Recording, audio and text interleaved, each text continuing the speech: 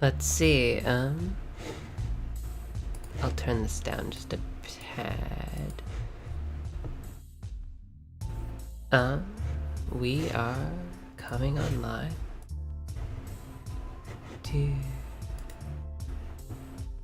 Today's a bit of a weird stream, but I just want to do it for a very special someone.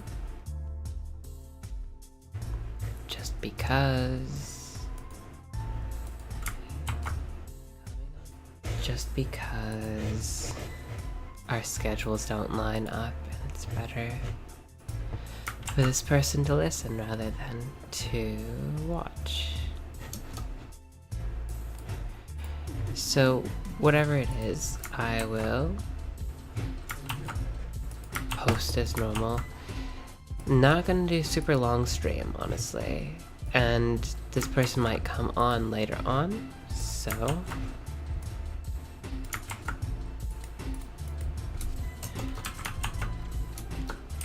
will I add the live stream? I will. I live stream so infrequently, they can ignore it, right? Adding the live stream in the Discord, that's basically everyone. We should be live to restream to Twitch and YouTube. Oh no, they changed they just changed the layout of OBS. It's a bit strange. But we are here nonetheless. And you might be asking, okay, what the Luca, what the hell are you doing? What is any of this, right? And this is just about how we're going to do Lego. Cause I got another, like, okay, you might not know, I'm a huge fan, right? But not like huge fan, but also I just, you know, like to be creative sometimes. I got that cool book nook set, this thing, right? And I've been really enjoying this, right? So I want to do two things. Hey Ash. It works out. I want to do two things. I want to turn this into a modular building because it basically is at this point, except I want to make it dollhouse style. That means instead of this being a full modular building, I only want it to be the front of a modular building because I would literally run out of bricks if it was anything else. So dollhouse style. The idea is that this is the front and then the back is open. And I'm gonna do this for AJ Raffles too, because this is like it's a pretty accurate, you know, with a lot of liberties taken on, you know, 221B Baker Street, which Sherlock Holmes resides.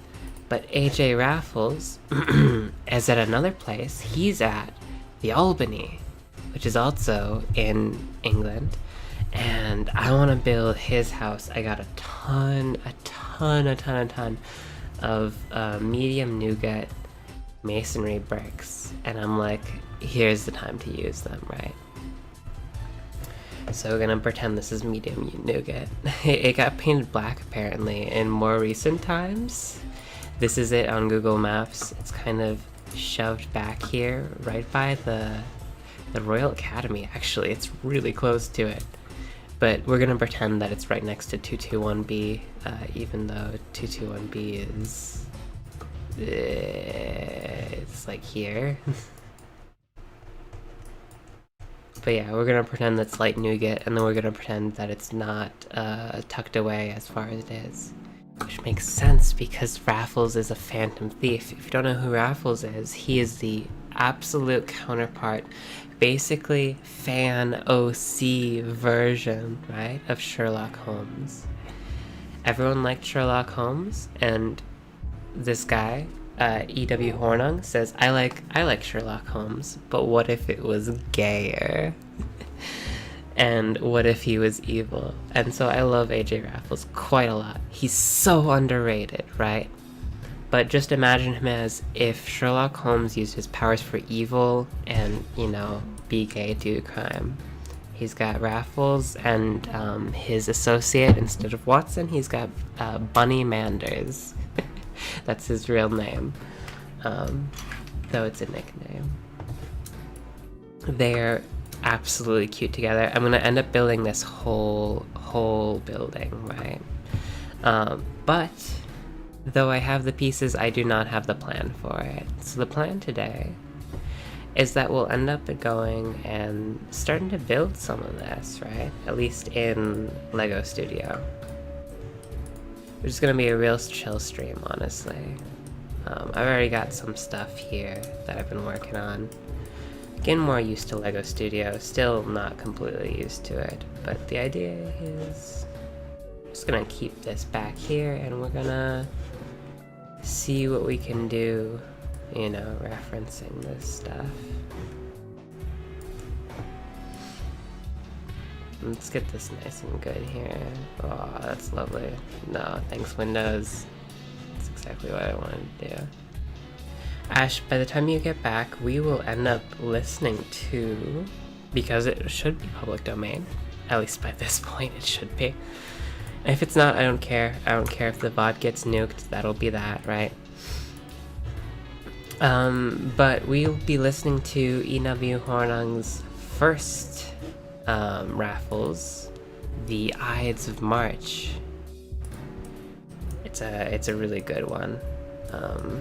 And it sets off the story really nicely. But yeah, let's see what we can do with this building. I've been trying to come up with cool building techniques, and this is one of them. It's certainly not my best, but I figure we can try and even this out. It's gonna be a little bit hard, but I'm up for a challenge, right? If it gets this cool shaping in here. I also like this program because you're basically 3D modeling, right? At this point. Okay, this is gonna be the hard part, is how exactly we do that.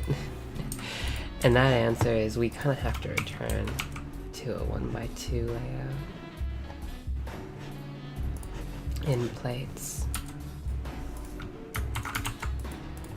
It's so ugly, isn't it? But yeah, we'll see what we can do over here.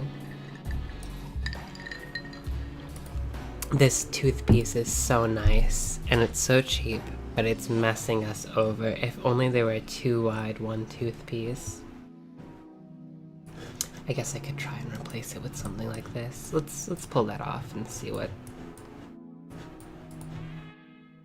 it looks like. We can even pull it up, get a 1x6 in here. It's so funny just to be able to stream Lego. It's like, that doesn't feel right. It doesn't feel right to build Lego on the computer, but it was a thing like way back in the day. Remember Lego Studio that came in the magazine? I remember that shit. I remember that shit, absolutely. You could build little things with it. This isn't bad either. It's not quite the same vibe that this is going for. If only I could get like a 2 bracket to a 1. But I don't think I can do that. The best I could do is to try and use that jumper. But you'll notice that this jumper will just leave a gap up here, so it's really tricky. We'll see. That's not bad for now, honestly. We're also making this like hyperbolically big, whereas this top half we're kind of going hyperbolically small on.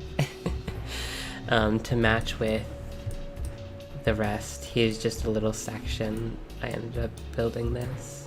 We can, if we get tired of this, we can end up building this modular up a little bit. This is basically a 1-for-1 copy of the Sherlock set, but without, you'll notice it's barely visible here, but there's actually an angle out here. It looks quite good as it is. And then when it's closed like this, you can start to see the angle out here. You know, it becomes visible instead of just being invisible. But to get that effect, it actually uses these little hinge pieces here and here. It hides them very well, but we're using a modular building, so we don't even need them, right? There's also the question of what we want to do with the positioning of this, right? Because I could do some really fun stuff. One, I like it as it is, but it is slightly, it's like 8 tiles larger. If I laid it out flat, it's 8 tiles larger than a standard modular building. But that just gives me more options to do some fun stuff with it, because I was looking at this, right? Here's the full modular, this length right here. It has these two. So it's larger than this. Actually, ignore these two because I've moved them to the side here. So here's one, what do you call it? Here's one mills plate. Here's a quarter of a mills plate. Here's another mills plate, which I think this thing's gonna take the entirety of, but I actually gotta see how large the building is first. But here's the fun part. What if we put a little street down the middle? We're only building the front of all these buildings, but I want to be able to see, like, you know, around here, just to be able to look and see it. There's the street view, basically, that you would have had if you built it as intended, which I did, and I just took apart. There's the down the street view. But I'm a little bit excited to do this. I came up with a really cool technique. That's this. I ended up getting something like 300 candle pieces from the Lego store the other day. It was so cool. The guy helped me out. They were in the back. They weren't in the front. But these candle pieces are so good because if you take a look, right? This is gonna expose me, right?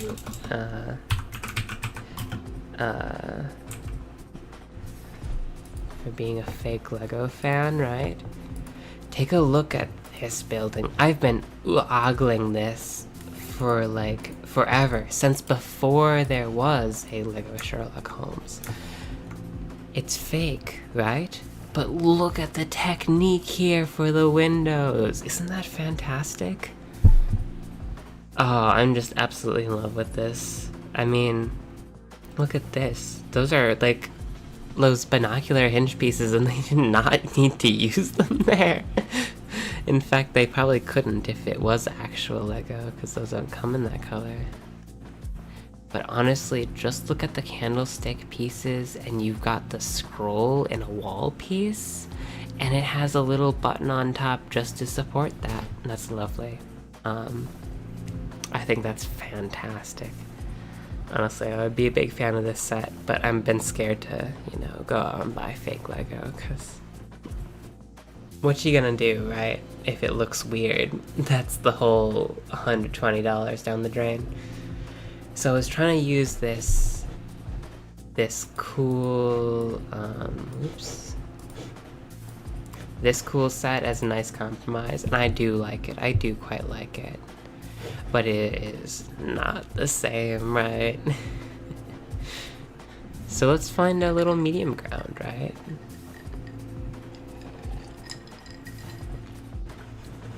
This green building I really do love. In fact, I love the technique they've done on the side, and I got more sand green pieces just to build this up if I need to. But the plan is we'll keep it basically as it was, right? Basically as it was. Alright, let's build up the Albany a little bit. We're getting sidetracked here just a little bit.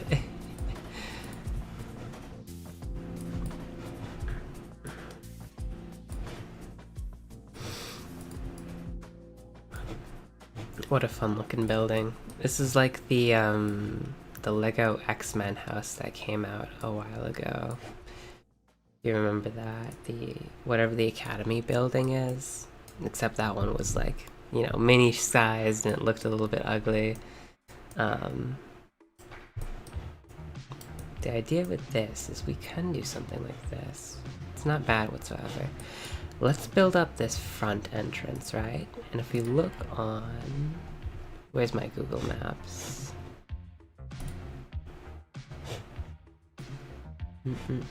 There's my Google Maps. Oh yeah, that comes out pretty significantly. In fact, it looks like that this only comes out like maybe 1 block. Maybe I've overshot it with my 2 blocks, you know?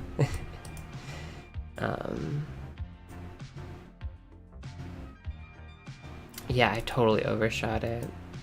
Okay. No, let's rectify that now, right?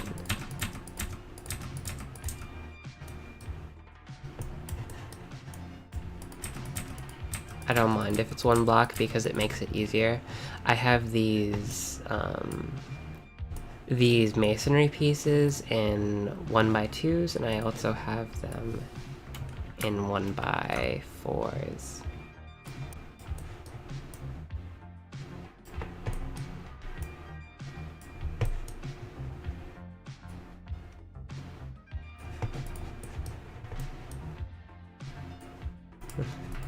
But I don't, you know, with the 1x2s, it would end up being a little bit weird.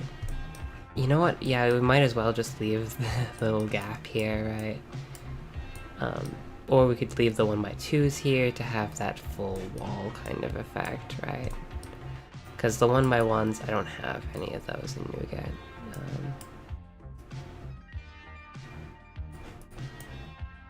I really do love that they've expanded these flesh colors that they made to be actual building colors, because, you know, they were good. In an effort to be more inclusive, LEGO has made better browns in terms of masonry and all that stuff.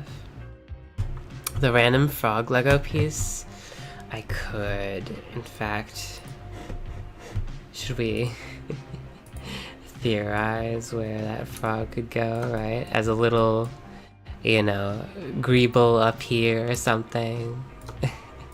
We're not gonna make this as big as it actually is. In fact, we're probably only gonna do, you know, this right here. Cut it off right here. Looks like they were doing a whole lot of construction here. That's crazy.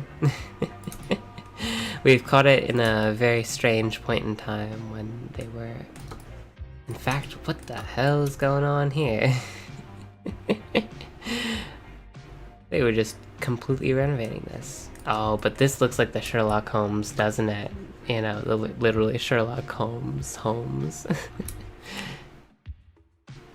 The funny thing about the common conception of 221B is this building right here. You can see, and then in the Book Nook version, it's the same, right? This white stone with the dark orange on top. This is really only because of the Sherlock Holmes Museum that got created. You know, 221B Baker Street didn't exist back then, of course. It was one of those fictional kind of locations, right? Baker Street only went to, you know, probably 70 or something like that, you know.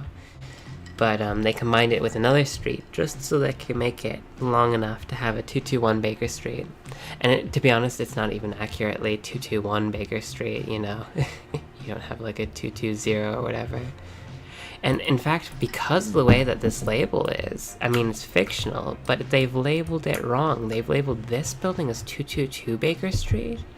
And in reality, it would be 220 or 221A, depending on how you want to do it. In fact, I've been thinking about this for quite a long time, but the 221B moniker implies that it's a flat split into 2, which would make sense if the bottom belonged to...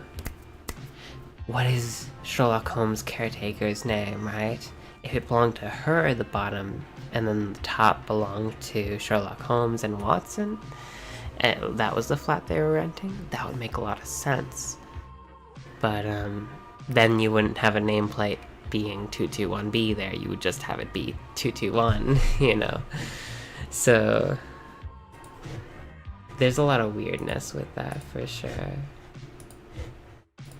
I should say a lot of weird anachronisticness kind of going on there. But let's try to make the Albany at the very least, like, as realistic as it possibly can be. In our limited space, of course.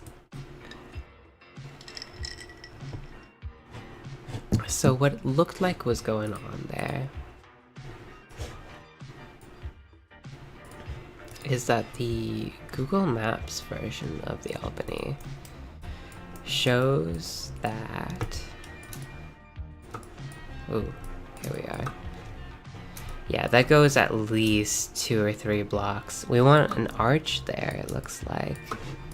So let's find a good arch piece, right? We've got these cool arch pieces. I do have one of those, but let's find...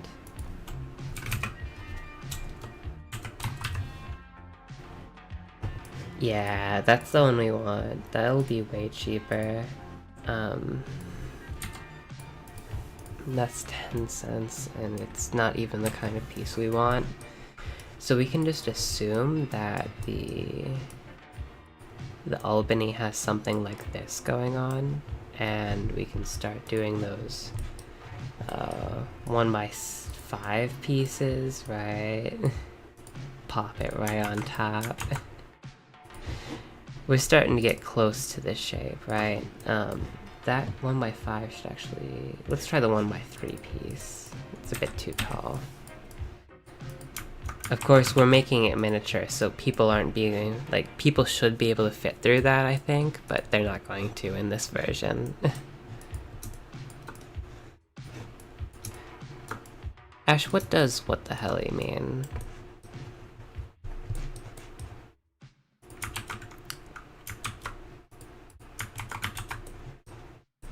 We also want this 1x4 door, because this is really the door that we're kind of basing everything off of.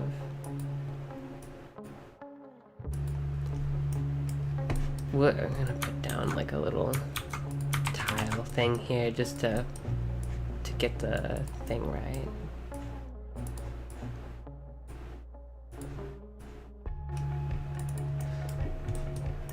Yeah, okay, so it will be way taller, actually. And... where is it? There's the Albany.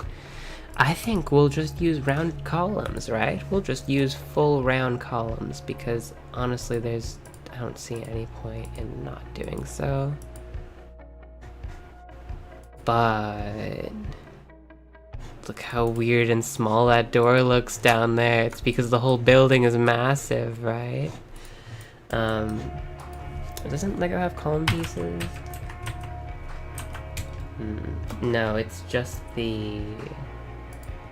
Okay, we have 2 choices here. We have these right here, or we have these, which basically it is, right? But we kind of have to make pretend with this, right? Okay, considering this column right here is basically the size of this, which is a candlestick, let's just use the smaller option. We're making a small version anyways. Then, assuming this, right, let's make a little staircase going up to it with some bricks, with some plates. We're gonna make it 1x4. Nope. And we're just gonna copy paste this until it makes sense. Like, in the actual version, you know, we're not gonna use all these 1x4s just like this. Okay. And then...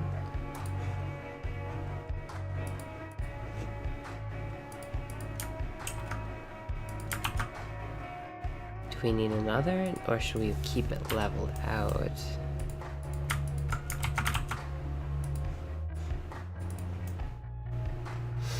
Yeah. That's about right.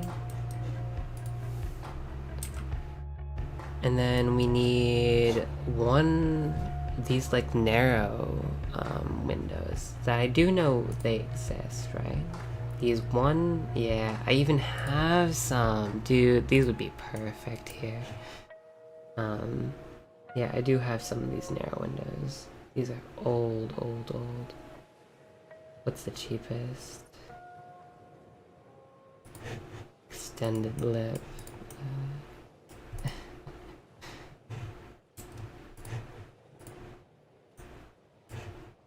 Yeah, we were messing around with these way back in the day. This one's only 70 cents, so I'll go with this. We need a 1x1 brick again.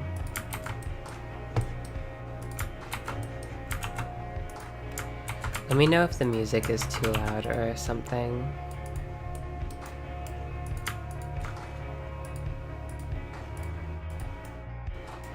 Let's see.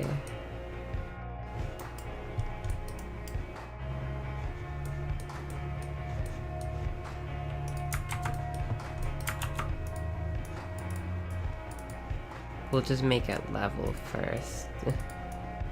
There we go. And then put 2 of those bad boys, and then it's gonna be a whole portico window, right? Like let's see what other windows we have. Like, we have this, that's fine, but let's remove this color restriction here.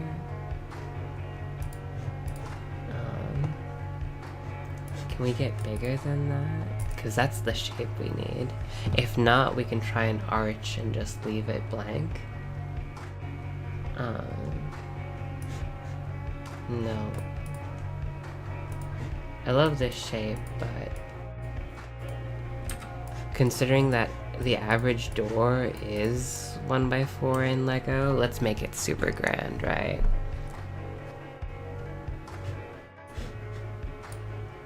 You know, almost that would do, but we need to have it be in an arch, and I think the one arch to make that happen would be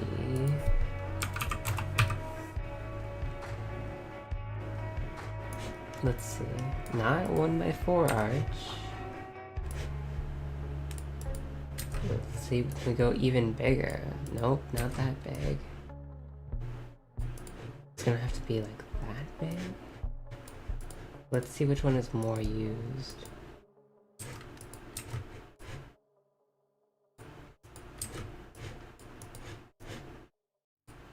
That's a square arch. No, it's this one or this one. And oh, I see what's going on here. It's this little lip here. I think, is this lip used nowadays? Is this one more recent? Well, I guess what's the higher value? Oh yeah, this one's more recent. Okay, we'll just go with more recent just because I trust it, right? So that's not accurate. Oh, the hell? What if we used? Oh, that's too big too. What if we use the life on Mars ones? Are they? Okay. You can get really big arches, but you can't get.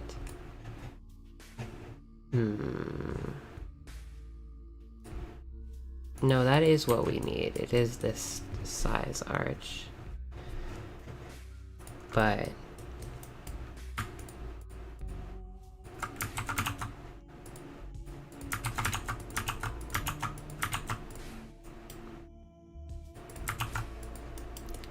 you start putting this up here, it starts looking like less and less good, you know? It seems almost as if we need the same arch size that's going on here, right? Let's ignore this doorway for now, right? In fact, we can truncate it by removing these windows that, you know, we don't want anyways. And we'll just go real simple with it, right?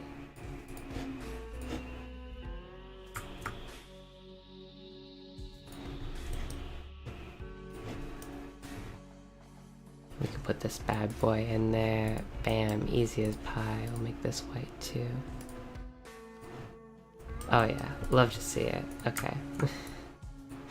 So the solution was pretty simple all along.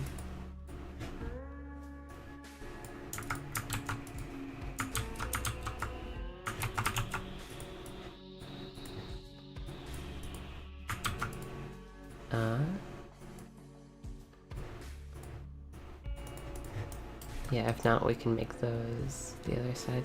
It's close enough, and to be honest, I don't particularly care. Though these are starting to look like too wides to me, you know? Let's keep that around just for fun, right?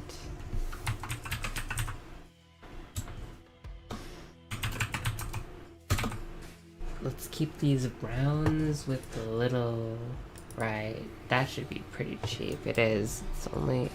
is that 80 cents? 8 cents? 8 cents.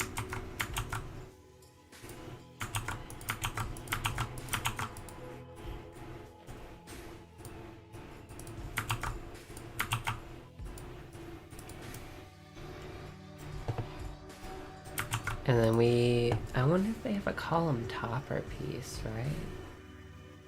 What do they do for Greek columns that go square at the very end?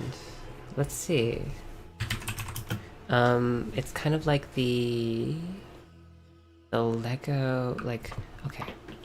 What is that building no, I could do one better, actually. I already know what I could do better here. Watch this. So we do a plate round, not like that. We would do a 1x2 round. No.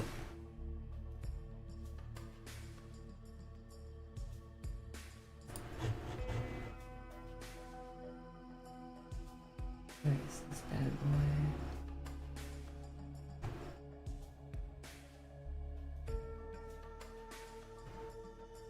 Here it is. Okay, we do that bad boy, and then we do the square version of him.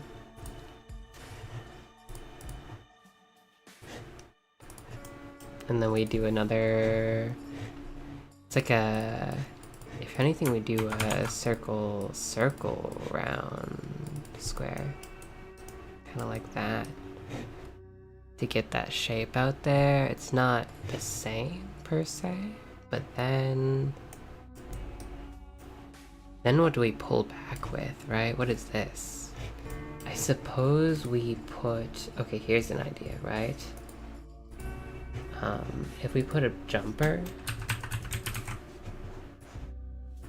there, and then we roll it back. Okay, so let's grab this whole thing, right?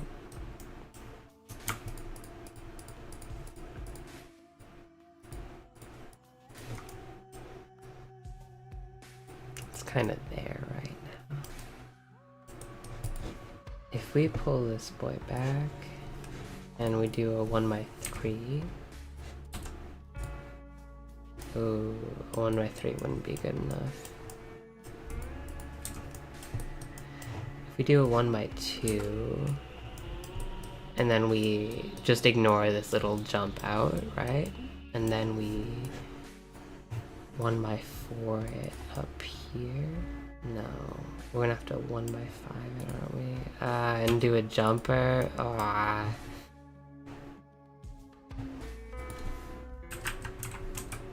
It's very hard to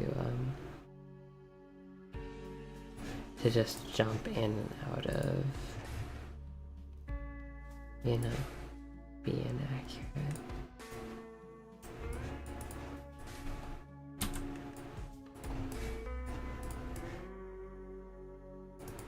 There. We can start to emulate this thing right here. Of course, without this, then...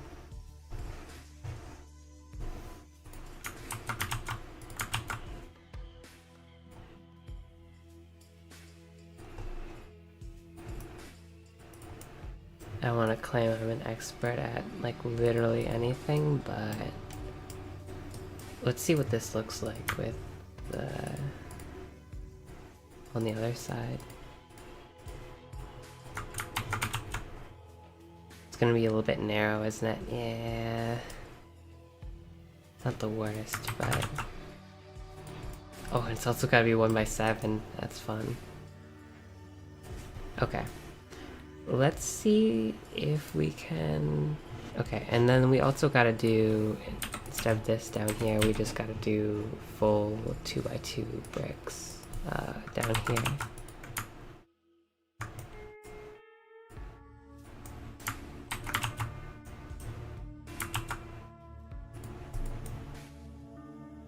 That's pretty nice. Let's check with Google. Oh yeah, those are gonna have to be... These front ones are not gonna be that far back. There's almost as if there's gonna be two sets of columns. Let's see if we can rectify that.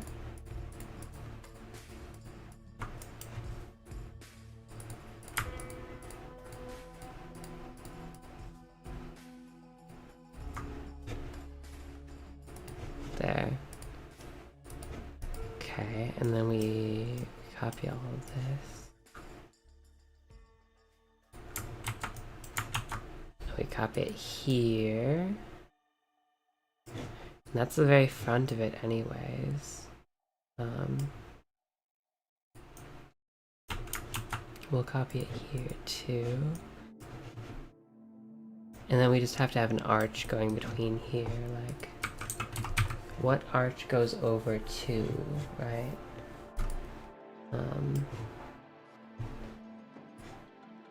Because that arch only goes over 1. This arch goes over 2, but we need it to go over a little bit more, don't we? We need to go over 3. No, we don't have a 3 arch now, do we? Unless we have one of these. Nope, that's a 4 arch. It's a 4 arch.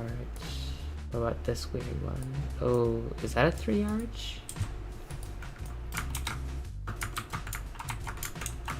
I mean, we're going larger than 3 to start with, right?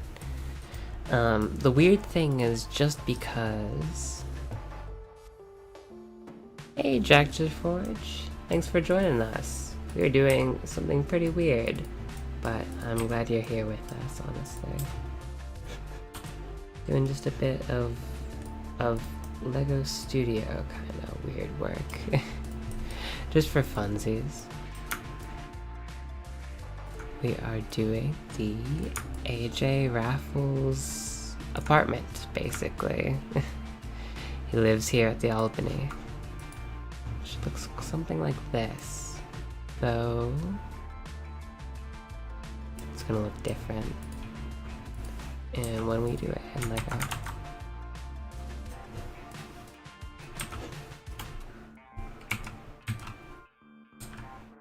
is that 1x8 in here? It is a weird experience, right? I can mock up stuff in Lego, but it's not as useful of a tool as being able to mock up stuff like this, because then I can really see, like, okay, here's all of the options, right?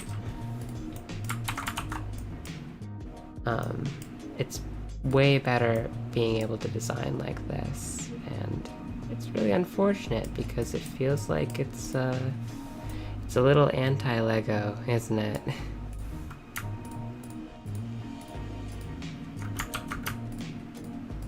The whole creativity, experimentation, fun kind of thing. I don't think it's not fun. No, it certainly is, but it's a little bit more studious than just messing around with parts and seeing what clicks. It's weird to think the majority of people do this rather than than any kind of some weird freelance kind of like, we'll see what happens kind of Lego. Let's see if we can get this matching. Now that arch is going way farther down than I thought it was. It's almost as if these columns aren't full columns, which is some weirdness, right? I can only do full columns with these boys. The roundness won't account for anything else. Nowadays, you do have half columns with Lego, but you can't do a quarter column, which these appear to be. But I do want that full look, so let's mess around with it a little bit more. It also looks like these columns are farther in than the out columns are, which is... that's terrifying. That would imply something along the lines of this. Oh. Let's get this bad boy.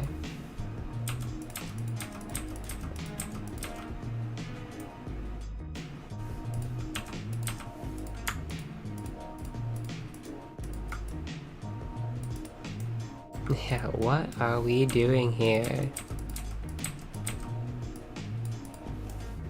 Some weird nonsense. We'll remove all that half tile nonsense too. But, and that's some nonsense. Let's pull this out and see how that looks. Oh yeah, you know what? It does look better. Being able to see the inside and the outside and not have it be parallel. But how are we going to compensate with this? Right? We're going to have to compromise. And we're also going to have to do some weird half. Now, these half round tiles, like these half round columns, do they exist in white? Because if so, we'll be in luck. If not, we're out of luck. Oh yeah, you got these weird corner curves. I have some of those in black, but I'm looking more for a panel version of them.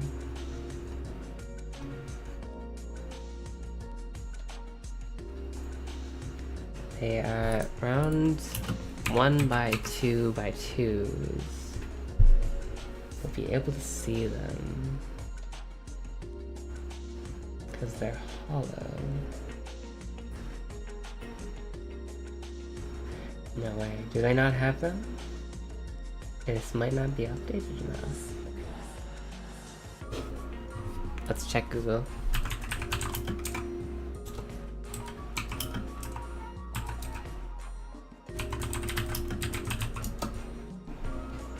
These 68013. There it is. Do these exist in white? Please, for the love of God. Yes, and they're pretty cheap too. Okay. So we're gonna have to... How weird is this, right?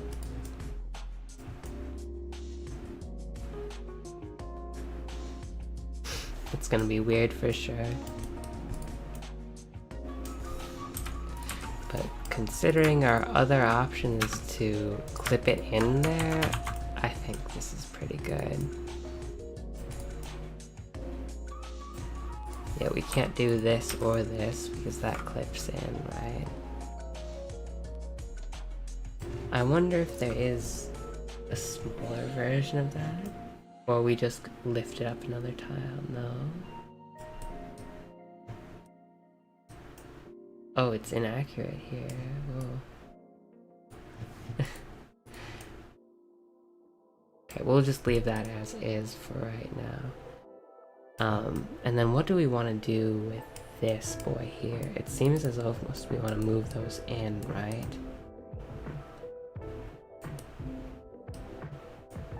Yeah, like that. So that has that like diagonal effect to it.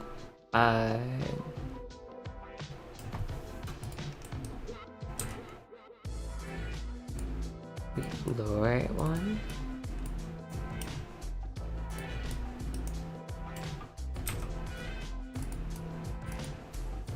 When you start getting messy like this, it almost feels as if anything goes. Okay, what about the actual front? We need it a little bit longer, don't we, to match the entirety of it. And because it is going to be going out the same in either way, right? This is such a weird nonsense kind of thing going on here. And that's just perspective, is it? No, it's not. It's way too far in to be just perspective, if you think about it. They are inset, whether you like it or not. So what we could do is we could try and double them up.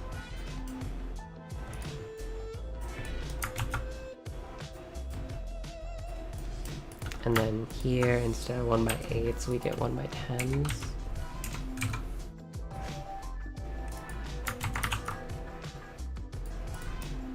Yeah. It's starting to look very strange, but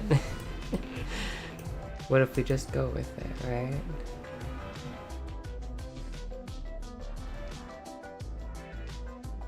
We could even make this whole thing, instead of this, we could make it 1/10s so that this, or we can make it these half ones.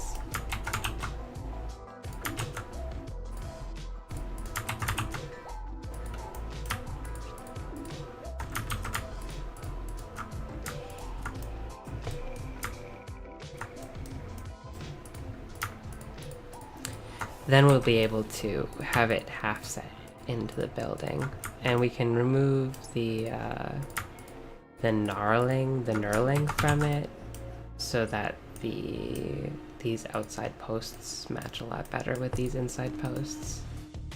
It's starting to look pretty good, isn't it? I wonder if we have such a thing as a blue door, because that would be quite lovely. We'll see, we'll see. We want... no, not that kind of door. Although, doing a 2/2 kind of door like that would be cool too. If only Lego made that, right? I bet it could fit within this existing frame because of the way it's done. Yeah, it is all about trusting the process and seeing what you come out with it, right?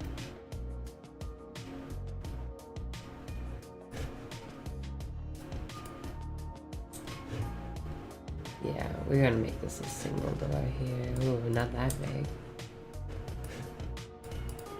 Not that big either. Here's the standard door size. Oh yeah, that's a standard door. Now, does it come in blue? Oh, it does, but that's expensive. $7 for a single blue door. Let's make it some adjacent color. Dark purple is only 70 cents. I think we can live with dark purple. That's a pretty cool color too, to be honest with you. Also make it dark turquoise for 30 cents. But that royal dark purple is kind of cool too. I love that. Okay. Yeah, we do be trusting the process a little bit, Ash, right? We gotta be, right?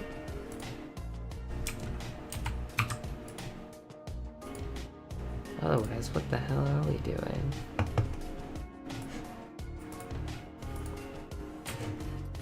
Mind you, oh yeah, look, it's only $9.50. You are all good to join if you ever want to. Stream, that is. I'm all set to set you up, so to speak. Okay, we can have that like that, the forest, and then leading up there, that being the level. We could have, yeah, we could have that go down just a little bit if we wanted to, or we keep it up there.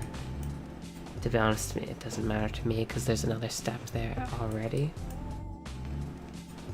We could add tiles to this.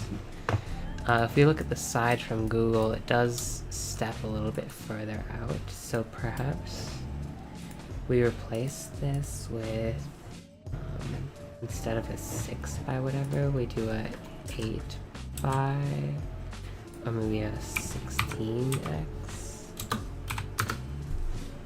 Instead of suggested, we'll use all parts. No, please, neither.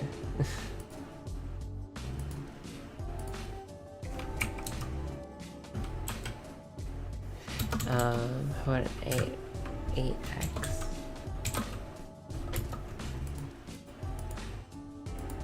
No, not suggested, all parts. 8x.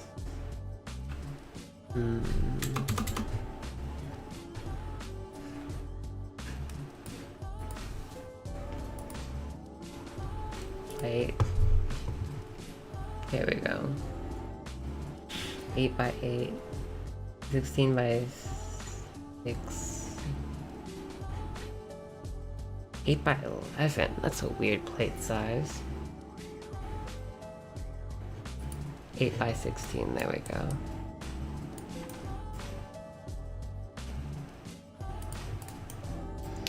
That way we can just move it out a little bit further, and now we can tile this off actually.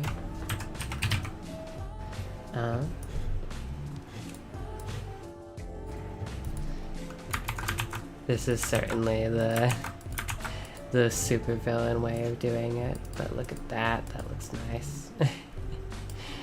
If you put a little couple jumpers on here, now you can actually like put people on there, but I like that quite enough. Yeah, we fixed this soon, but no, we'll just leave that as is for now. Okay, so, and that way we can actually just, with this front nonsense, we can just have it be 1x2s, right? All the way up.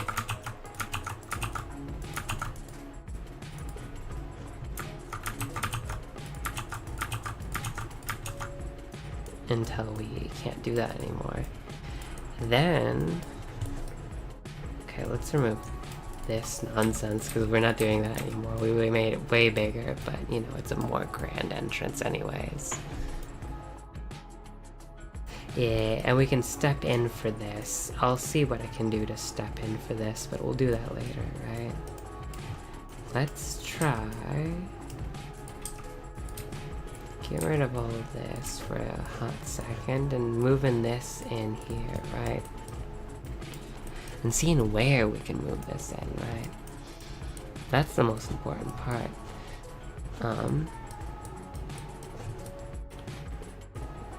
So that sticks right in front of there, and it's gonna be, actually it's gonna be over. If I could move it over even more. That's a one.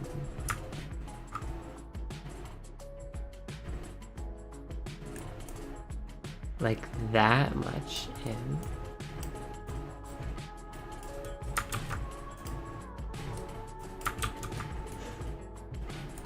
Okay, let's try it again. Try it again.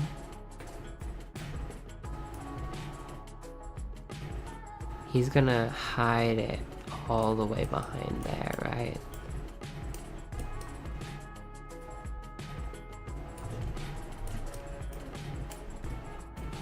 Okay, that's a little bit off, isn't it? Let's go.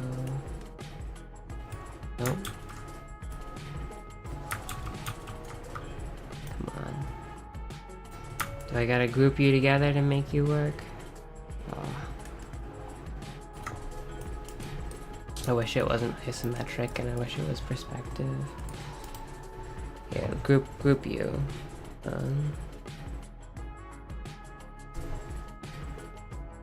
Submodel create. Yeah. Okay, good.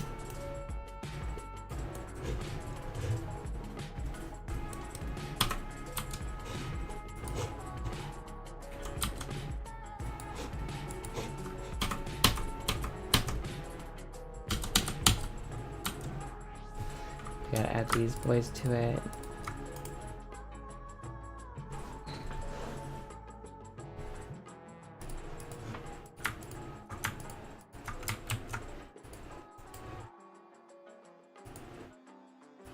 Okay, now we're all part 1, 2. I thought you were part of the same submodel.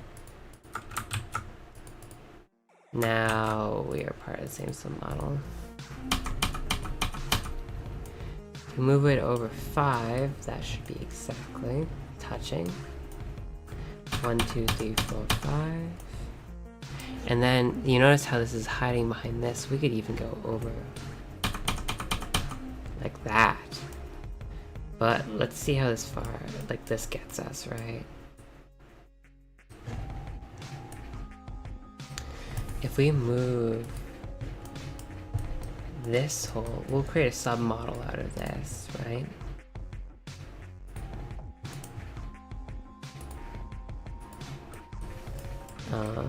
We'll align this, right, with the other thing.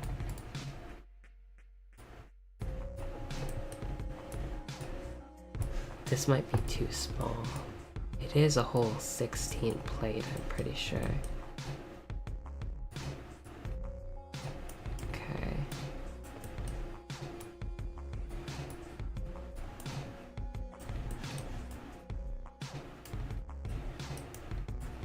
That is aligned. As aligned as good as you can get it too.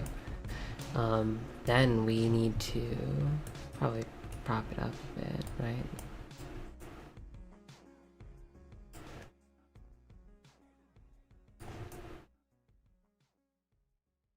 Okay, so that's pretty close to how it's gonna be. And you'll notice that we have all of this out here, and we still have extra of this. So that means that these windows, as they are, ain't no good.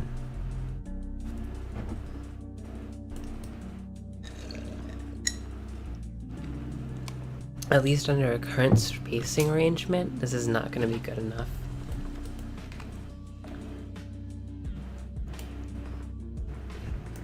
You'll actually notice that this isn't going to be tall enough either. Let's ignore this for now and try to align this model till it fits, right?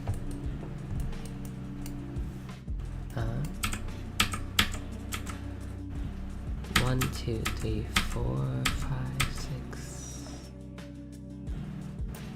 It's pretty close, but it should align so that this top is actually slightly taller than the other one, right? If not exactly on. Let's see. So right now, that looks as if it aligns. Let's keep that. Oops. Oh, come on.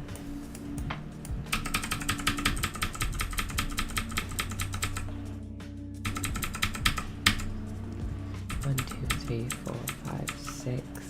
We'll keep that as that right now. And what's really evident is that in here, it's almost as if we need another window piece, right? So we can copy something like this, put it on the bottom of that.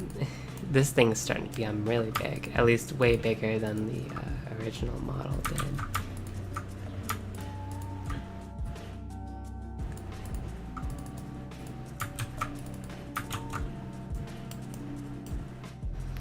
I wonder if it's becoming too big, right? Like we should try to strive to make a miniature version of this, or because we're only doing the facade, will this be enough, right? I'm gonna do a little bit of real life stuff for a second here. Because I do have all of these stacks of nice nougat bricks right in front of me. I'm not even using all of them, but let's try to estimate the height that this building will need to be. I think that'll be the real killer, right? Whether we want to use this or not. Excuse me. Excuse me. 1, 2, 3, 4, 5, 6, 7, 8, 9. And that'll be about 10 here. 1, 2, 3, 4, 5, 6, 7, 8, 9, 10. It'll be at least 20. And that's an interesting proposition, right? Right now, I have, in real life, I have walls of 10 high, and they get all around just fine. And make a nice little arrangement here. And keep in mind, I will have more based on the windows. I am just an estimate right here, right now. But can I make walls of 20? That will be the determining factor of whether I go this high or not, right? Ideally, I do want to use all the pieces I have because, you know, I do have them. And since I won't be building in the round as they speak anyways, I'll have so much more freedom when it comes to this kind of stuff anyways. Besides, it would be really boring to make a giant tan building in the round anyways, right?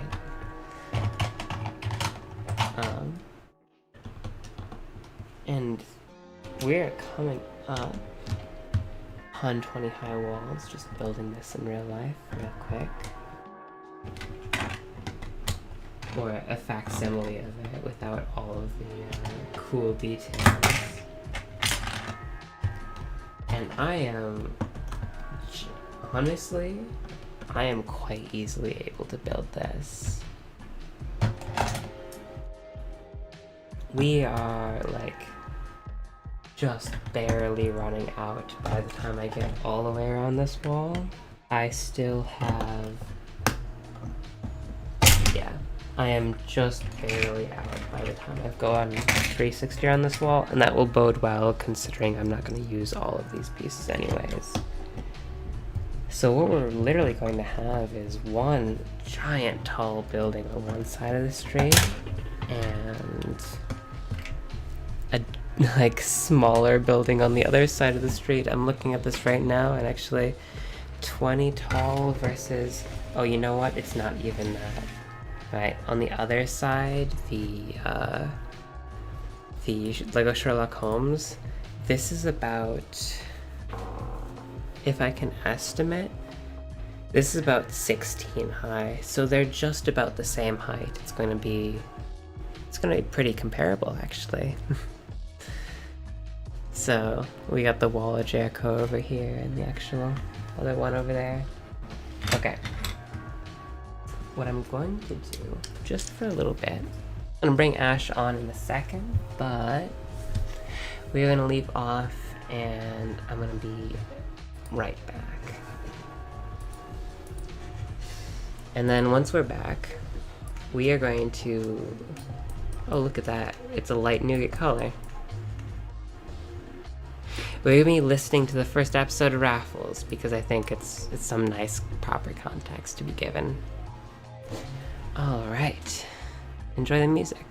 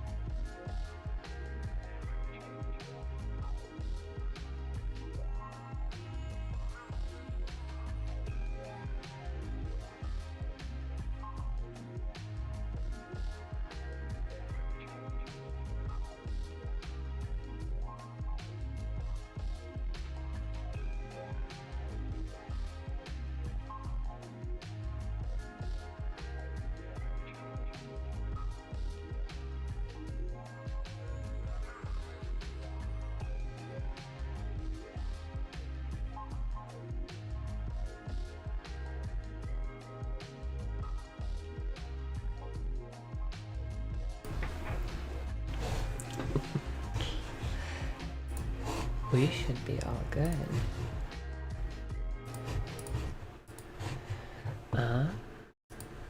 Let's call up Ash.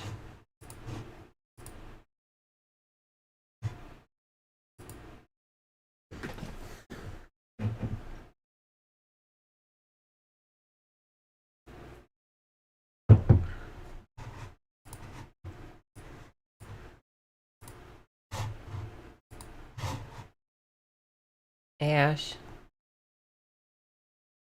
Oh, interesting. Let's see. Let's put you on actual voice. You will be going to speakers. Try now. Oh, There you are. Perfect. hell yeah. Thanks for joining. Let me turn you down just a teensy bit. Okay. And by that I mean by half. Okay. Are you ready? How are you feeling? I'm prepared. I'm prepared for the visual novel. It's I not mean, a. audio novel. It's audiobook. We're gonna be listening to the LibriVox. No, actually, not the LibriVox. See, it's not gonna be in the public domain. I'm gonna get in trouble for this, right? But let's see. Okay, Ash, I should share my audio with you, shouldn't I? How should I do it? Yeah. I'll share screens with you. Okay. And you'll let me know how this goes, right? Oh, absolutely. Okay.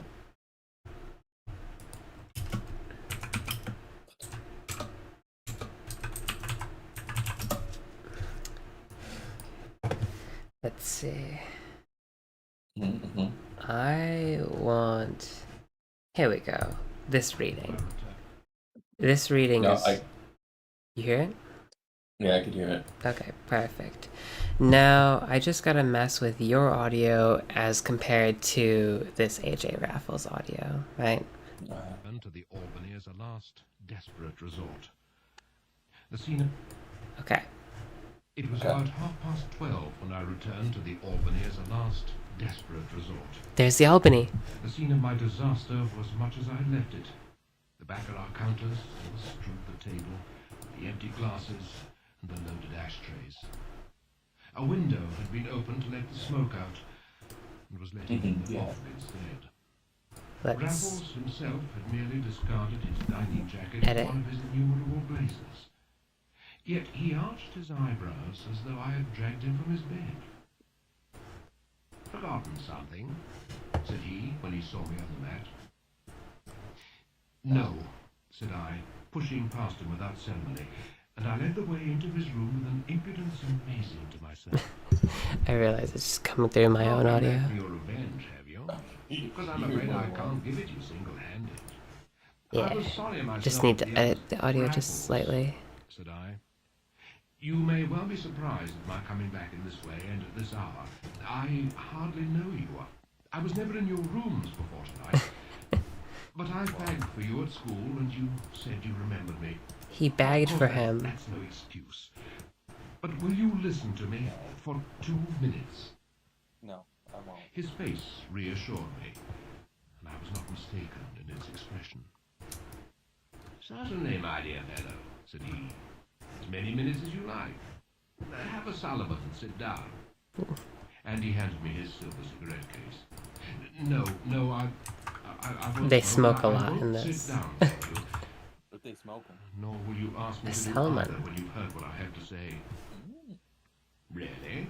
said he, lighting his own cigarette with one clear blue eye upon me. "How do you know?" "Because you will probably show me the door," I cried bitterly, "and you'd be justified in doing it. But it's no good beating about the bush. Nope. You know I dropped over 200 just now?" He nodded. "I hadn't the money in my pocket." "I remember. But I had my checkbook, and I wrote each of you a check at that desk." "Well?" "Not one of them was worth the paper it was written on, Raffles. I'm overdrawn That's already at my Manders bank." speaking. Well, surely only for the moment. No, I've spent everything. Everything. But somebody told me you were so well off. I heard you come in for some money. Well, so I did 3 years ago. It's been my curse. Now it's all gone. Every penny. Oh, yes, I've been a fool. There never was nor will be such a fool as I've been. Isn't this enough for you? Yeah. Why don't you tell me out? He was walking up Doing and a down little with bit of very Lego. long face instead. Couldn't your people do anything? He asked at length. Thank God, I cried. I have no people. I was an only child. I came in for everything there was. My one comfort is that they're gone and will never know. I cast myself into a chair and hid my face. Raffles continued to pace the rich carpet that was of a piece with everything else in his rooms. There was no variation in his soft and even footfalls. You used to be a literary little cuss, he said at length. Didn't you edit the mag before you left? Anyway, I recollect fagging you to do my verse. Fagging you? And literature of sorts is the very thing. Don't worry about it. Don't worry about it. He's just talking about fagging him. Don't worry about it. Whoa. Whoa, I know what a cigarette is, but my God. I shook my head. Any fool couldn't write off my debts, said I. You have a flat somewhere? He went on. Yeah. Yes, in Mount Street. Well, what about the furniture? I laughed aloud in my misery. There's been a bill of sale on every stick for months. And at that, Raffles stood still with raised eyebrows and stern eyes that I could meet the better now that he knew the worst. Then, with a shrug, he resumed his walk, and for some minutes neither of us spoke. But in his handsome, unmoved face, Handsome, huh? my fate and death warrant. And with every breath I cursed my folly and my cowardice in coming to him at all. Because he'd been kind to me at school, and he was captain of the 11 and I his fag, I had dared to look for kindness from him now.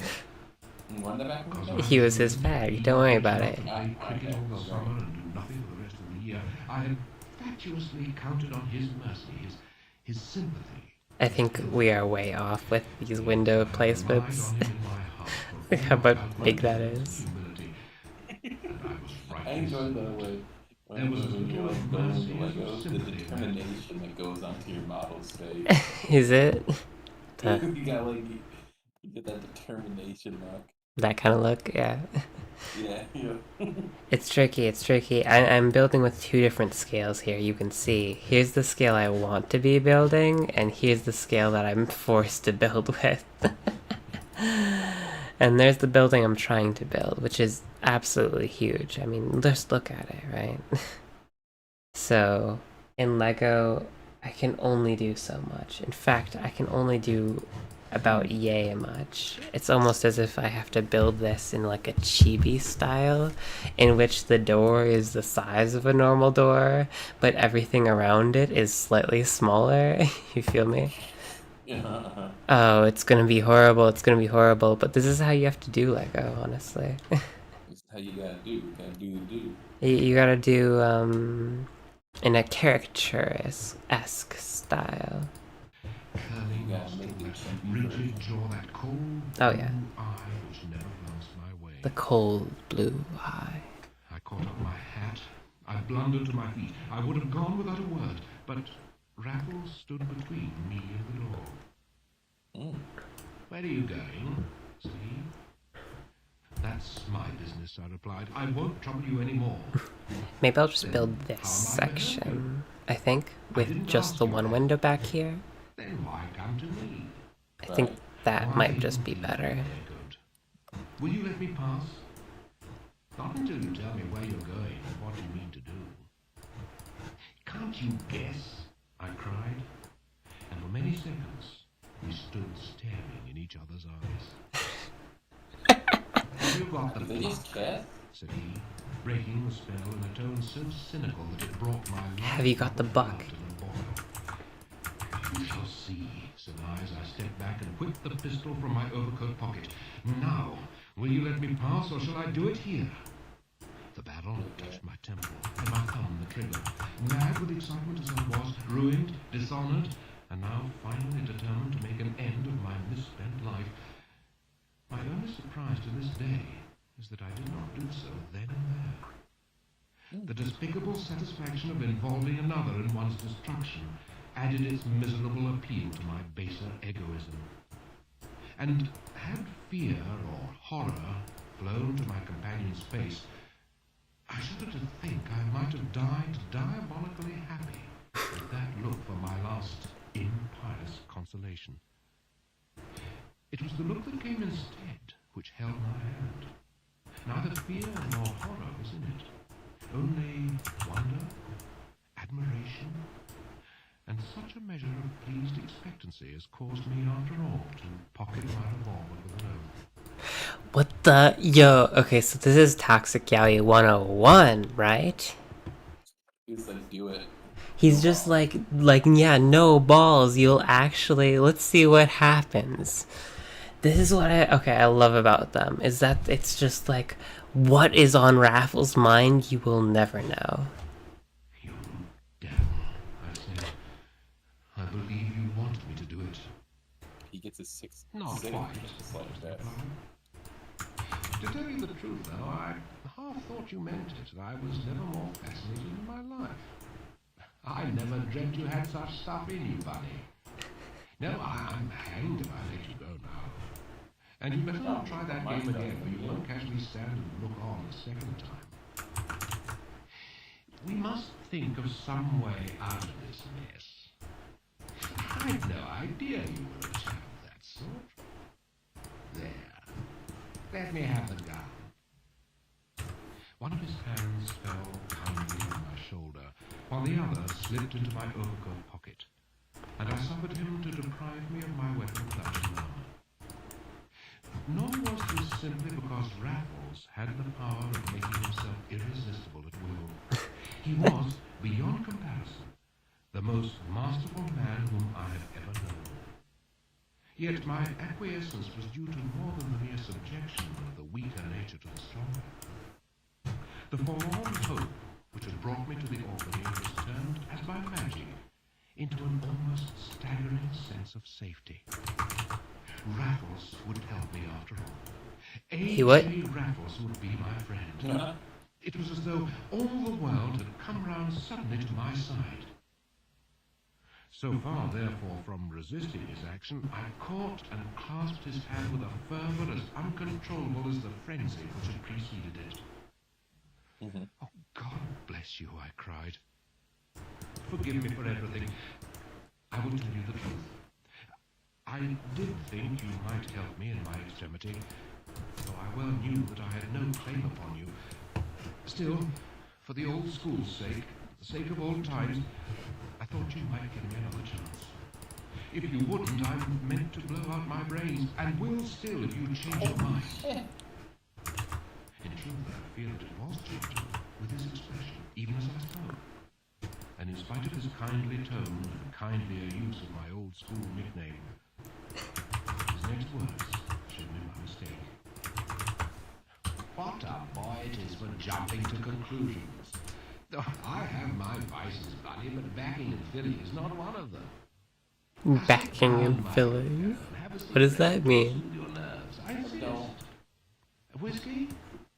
No, the worst thing for you. Here's some coffee that I was brewing when you came in.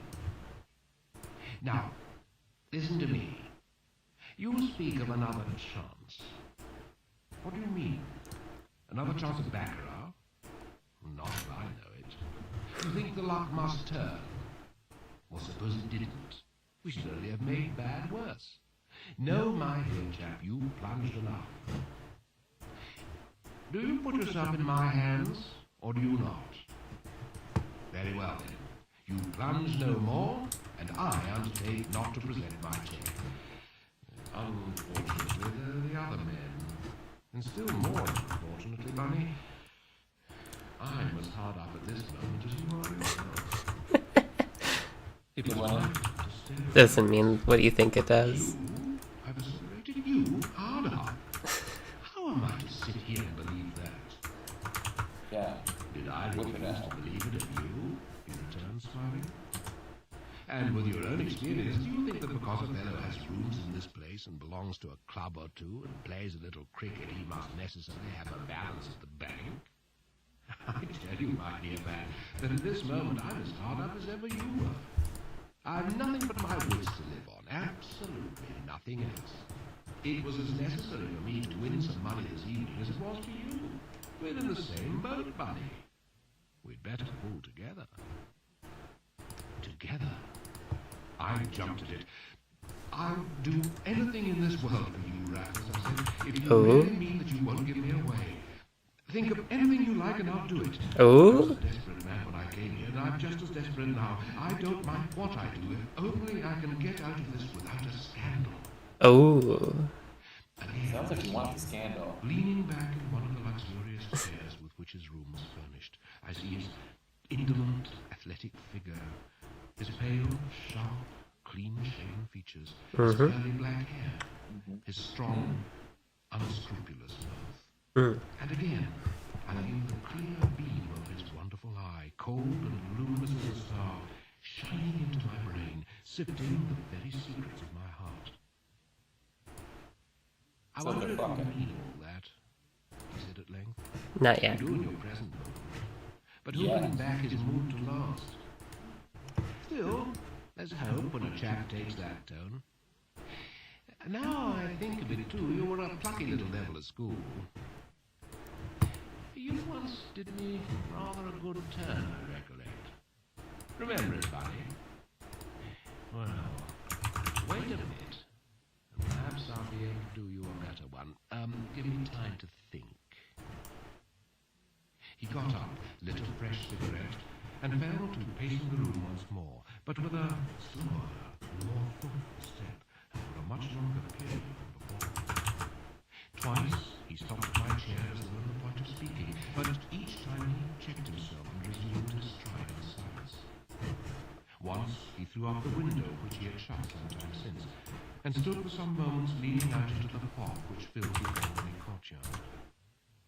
Meanwhile, a clock on the chimney-piece struck one, and one again in the half hour, without a word between us.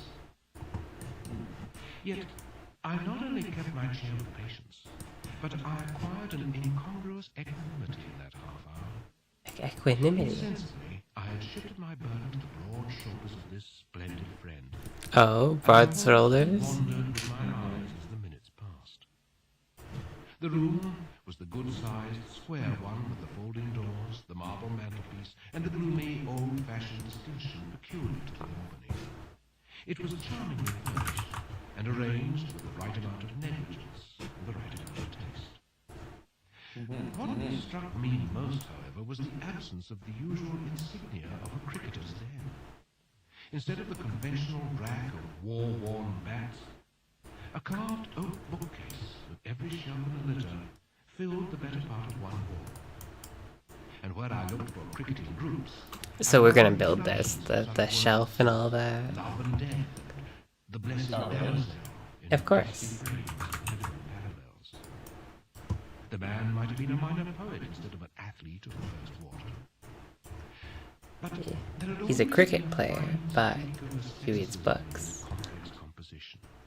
Some of these very pictures I had myself dusted in his study at school. And they set me thinking of yet another of his many sides, and of the little incident to which he had just referred. Everybody knows how largely the tone of a public school depends on that of the 11 and on the character of the captain of cricket in particular. And I have never heard it denied that at AJ Raffles' time our tone was good, or that such influence as he troubled to exert was on the side of the angels. Yet it was whispered in the school that he was in the habit of parading the town at night in loud checks and a false beard. It was whispered and disbelieved. I alone knew it for a fact, for night after night had I pulled the rope out after him while the rest of the dormitory was asleep, and kept awake by the hour to let it down again at a given signal. one night he was overboard, and within an ace of ignominious expulsion in the heyday of his fame. Consummate daring and extraordinary nerve on his part, aided doubtless by some little presence of mind on mine, averted that untoward result, and no more need be said of a discreditable incident. Oh, no more. But I cannot pretend to have forgotten it in throwing myself on this man's mercy in my desperation. And I was wondering how much of his leniency was owing to the fact that Raffles had not forgotten it either, when he stopped and stood over my chair once more. "I've been thinking of that night we had the narrow squeak." The squeak. Why do you start? Why? Yeah, why? I was thinking of it too. He smiled, Crazy. as though he had read my thoughts. "Well, you were the right sort of little beggar then, Bunny. You didn't talk, and you didn't flinch. You asked no questions, and you told no tales. I wonder if you're like that now." "I don't know," said I. I wonder I make if you're such a a mess of my own rapscallion. affairs that I trust myself about as little as I'm likely to be trusted by anybody else. Yet I never in my life went back on a friend. I will say that. Otherwise, perhaps I mightn't be in such a hole tonight. "Exactly," said Raffles, nodding to Exactly. himself as though in assent to some hidden train of thought. "Exactly what I remember of you. And I'll bet it's as true now as it was 10 years ago. We don't alter, Bunny. We only develop. I suppose neither you nor I are really altered since you used to let down that rope and I used to come up it hand over hand. You would stick at nothing for a pal. What?" "At nothing in this world," I was pleased to cry. "Not even at crime?" said Raffles, smiling. I stopped to think, for his tone had changed, and I felt sure he was chaffing me. Yet his eye seemed as much in earnest as ever, and for my part, I was in no mood for reservations. "No, not even at that," I declared. "Name your crime and I'm your man." Is it He our looked at me rapscallion? one moment in wonder, and another moment in doubt. Then turned the matter off with a shake of his head and a little cynical laugh that was all his own. I'm really glad we're doing this, by the way. I really love Raffles. A real desperate character, what? Suicide one moment, and any crime I like the next. What you want is a drag, my boy, and you did well to come to a decent, law-abiding citizen with a reputation to lose. Nonetheless, we must have that money tonight, by hook or crook. Ooh.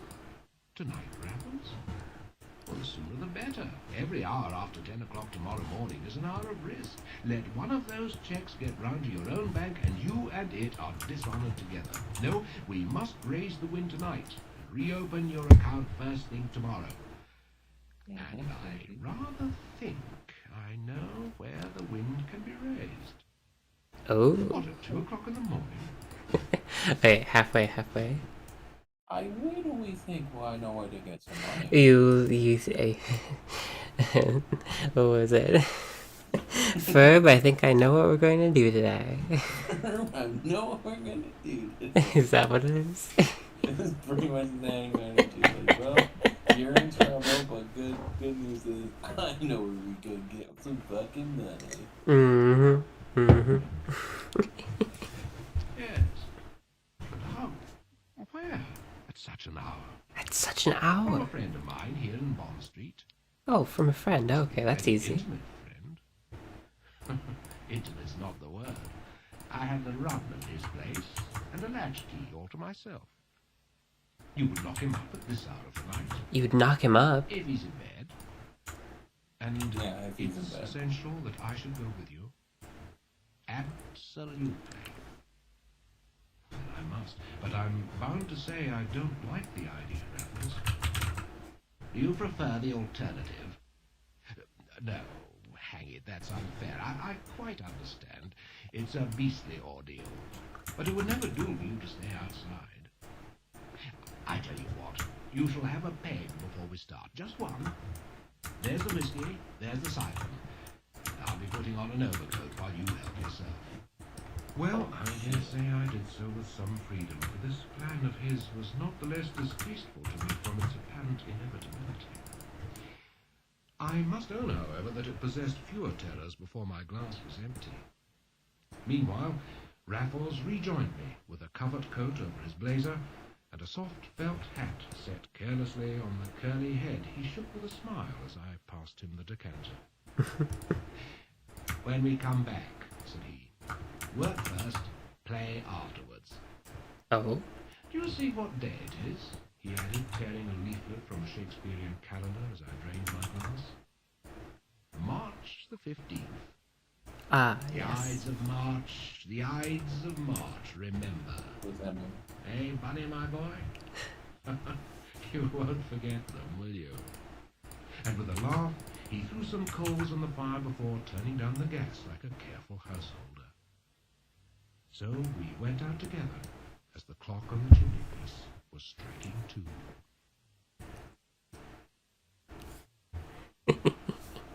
Oh, by the way, Was entrenched. this was a newspaper serial, so each of these stories came out as a... You know what? I think they did. I think they did come out as a single, if not a multi-part series, so you get another Raffles story every time you pick up the newspaper, every week or every month Every or so. Sunday instead of Garfield's. Yeah, something like that, right? But I mean, Sherlock Holmes started as a newspaper serial just as well, right? In fact, what is his name? AJ Silverspoon. Hold on. Who the fuck wrote Sherlock Holmes? The estate of Arthur Conan Doyle. Okay, there we go. AJ Silverspoon. Arthur Conan Doyle was himself he wasn't a pauper, but he was only, he wasn't upper class until he wrote his stories and they became very popular. Back then there wasn't such thing as social mobility that we have it nowadays, but he was one of the exceptions, right? Because he was able to claw his way up via the merit of his own writing. And surprisingly enough, he kind of took that to, heart and said, okay, I'm an upperclassman now, I'll write about upper-class things. And, he never really looked back upon that. Can't blame him. Yeah, he has a very curious way of how he talks about, upper-class people in England, right? He has a lot of sense of honor, a lot of sense of, well, you know what he doesn't have, right? Okay, so he has a lot of respect for upper-class people, but he doesn't have a full respect for the upper-class noble bloodlines. And you can understand completely because he's pretty much the first of his noble bloodline, right? Mm-hmm. He didn't really have any, thing to respect. So he often writes of heirs to a fortune, murdering the father of the fortune, to get their money early, stuff like this, right? Whereas if you tried to write that, or if you, well, no, it was acceptable at the time, but it's not something you would often hear somebody who is, very noble and very in that lifestyle trying to write, it only makes sense for somebody of that time didn't like hearing your inner thoughts put into the newspaper. Oh yeah, it was pretty popular in general, period, right? He's a really interesting character for the way he writes, right? Because he is very noble, upper crust, to a point where he writes about, having servants and doesn't understand what it's not like to have no servants or just to be a servant, right? Mm-hmm. He doesn't really understand it completely from that perspective, but he doesn't write these characters as completely inhuman, right? What's more is he adds a lot of humanity to characters that are not white upper class British people in general, right? The way that he treats specifically, he really likes Punjab people for some reason. He's like, whoa, they're great, mighty warriors, you know? He writes them in a good light in several stories, and he seems to have a respect for other cultures. He is a colonialist unapologetically, but I think some of it comes with how big a fan he is of Indian culture, period. E.W. Hornung, on the other hand, is simply a fan of being gay, being slightly evil, and he has a huge man crush on Arthur Conan Doyle. To the fact where E.W. Hornung, I think I said this, marries Arthur Conan's, I believe it's niece at this point. I can't tell. I don't remember if it's niece or like, I believe it is niece. But you know, they were not necessarily contemporaries because E.W. Hornung was afterwards, but they were contemporaries enough to, you know, have interacted and talked and probably knew each other pretty well, considering they were family in the end. He gave you crime. Yes. Oh yeah. Dude, E.W. Hornung absolutely loves Arthur Conan Doyle, and if he could probably marry Arthur Conan Doyle, I think he would. He settled for his niece instead. What I really do love, though, is okay. There's very, you know, subtle mystery going on with the way that E.W. Hornung characterizes Raffles. You know, as opposed to Bunny, we get and Bunny himself. It's not a Watson-Sherlock relationship. Watson is the stalwart companion, and Sherlock is the ever-knowing. It's like they are both the twisted, nega versions of themselves, right? Where Bunny is not the always loyal companion. In fact, he's more often than not questioning AJ Raffles. He finds him to be quite, you know, repulsive and evil at times, but then there's some kind of attraction about him that keeps pulling him back. At the same time, AJ Raffles himself is not is all the worst traits of Sherlock, where he's secretive until the very end, right? He won't tell Bunny about anything until the heist is already completed, right? Sometimes to his own disadvantage, right? And to that end, he'll keep his intentions secret as well and seduce him along the way until he gets what he wants. He's quite literally the evil Sherlock with his own, you know, conniving plans going on in the background. That's why I really like them. Anyways. The raw white cloud, rimmed with blurred street lamps and lined with Learn about what they do to get that money. We met no other wayfarers on the deserted flagstones, and were ourselves favoured with a very hard stare from the constable of the beat, who, however, touched his helmet on recognizing my companion. You see, I'm known to the police, laughed Raffles as we passed on. Poor devils. They've got to keep their weather eye open on a night like this. A fog may be a bore to you and me, Bunny, but it's a perfect godsend to the criminal classes, especially so late in their season. Here we are, though. I'm hanged if the beggar isn't in bed and asleep after all. We had turned into Bond Street and had halted on the curb a few yards down on the right. Raffles was gazing up at some windows across the road, windows barely discernible through the mist, without the glimmer of a light to throw them out. They were over a jeweller's shop, as I could see by the peephole in the shop door and the bright light burning within.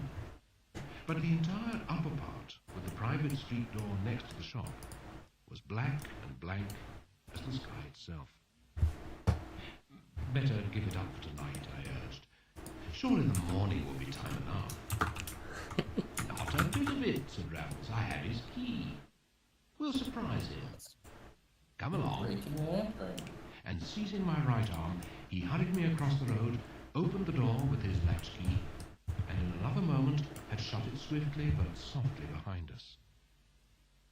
We stood together in the dark. Outside, a measured step was approaching. We had heard it through the fog as we crossed the street.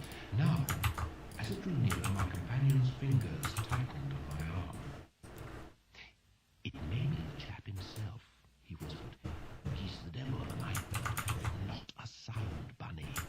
We'll startle the life out of him."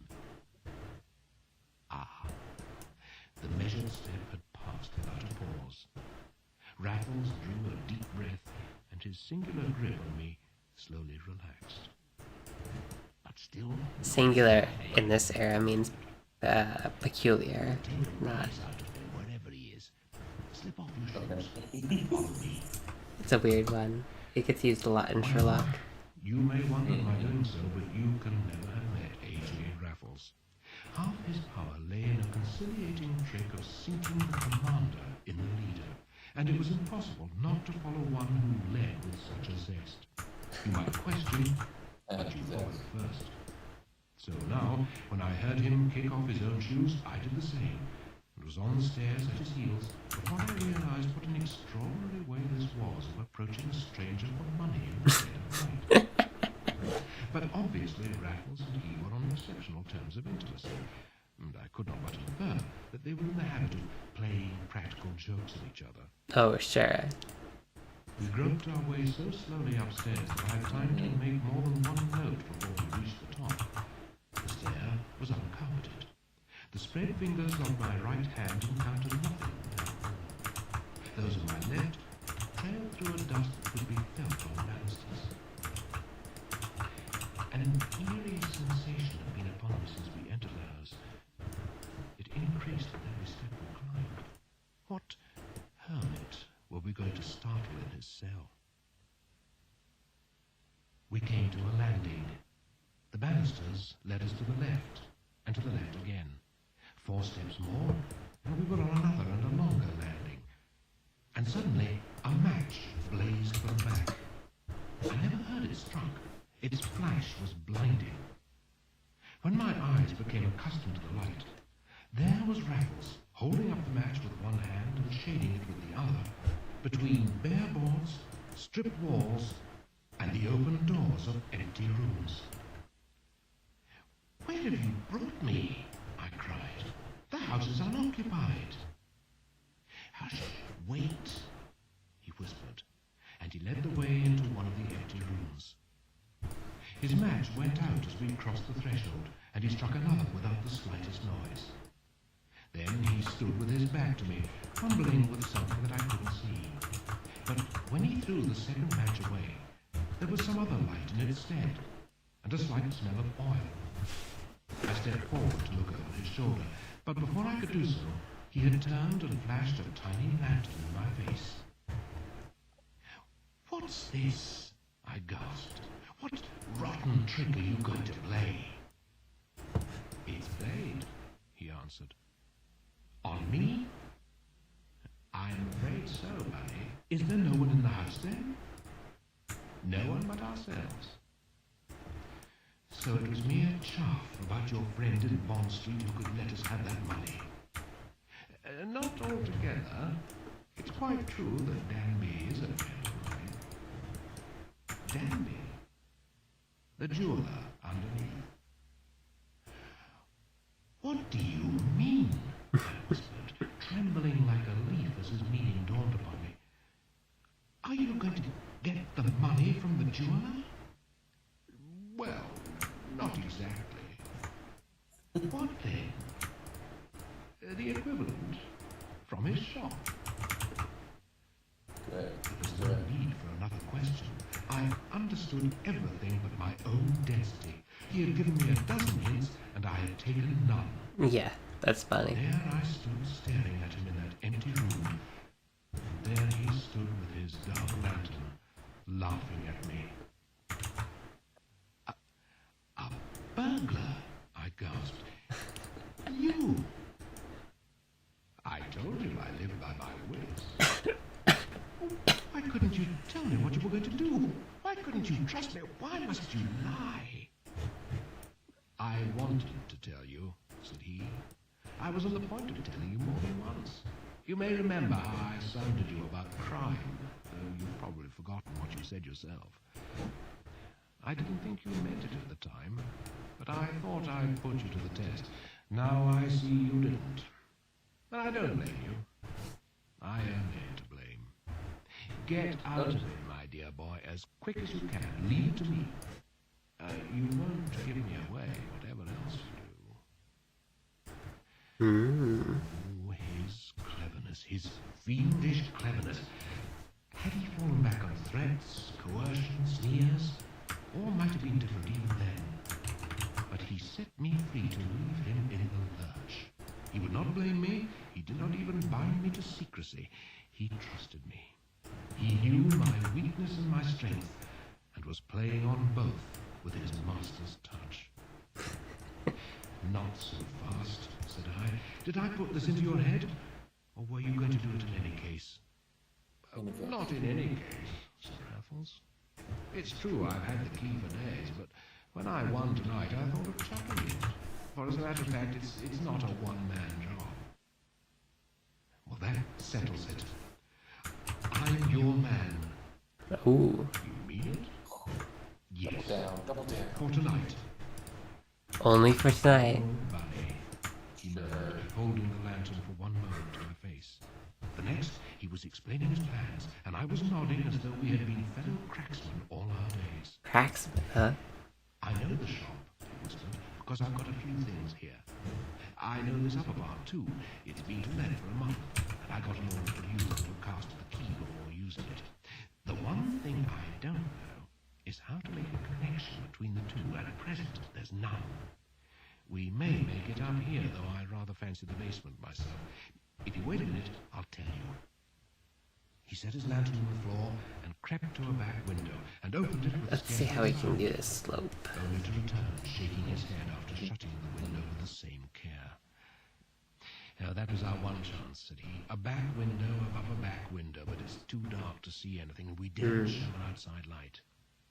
Come down after me to the basement, and remember, though there's not a soul on the premises, you can't make too little noise. There. Listen to that. It was the measured tread that we had heard before on the flagstones outside. Raffles darkened his lantern, and again we stood motionless till it had passed. Either a policeman, he muttered, or a watchman that all these jewelers run between them. The watchman's the man for us to watch. He's simply paid to spot this kind of thing. We crept very gingerly down the stairs, which creaked a bit in spite of us. We picked up our shoes in the passage. Then, down some narrow stone steps, at the foot of which Raffles showed his light and put on his shoes once more, bidding me do the same in rather louder tones than he had permitted himself to employ overhead. We were now considerably below the level of the street, in a small space with as many doors as it had sides. 3 were ajar, and we saw through them into empty cellars.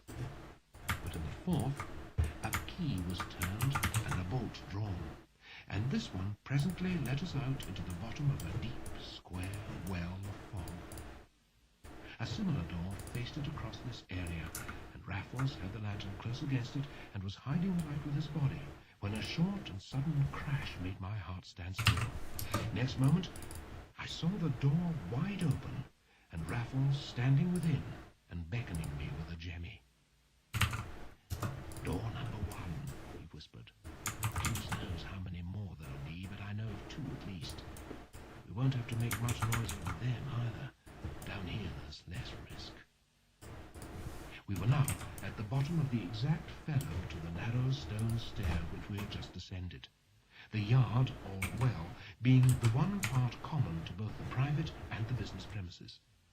But this flight led to no open passage. Instead, a singularly solid mahogany door confronted us at the top. I thought so, muttered Raffles, handing me the lantern and pocketing a bunch of skeleton keys after tampering for a few minutes with the lock.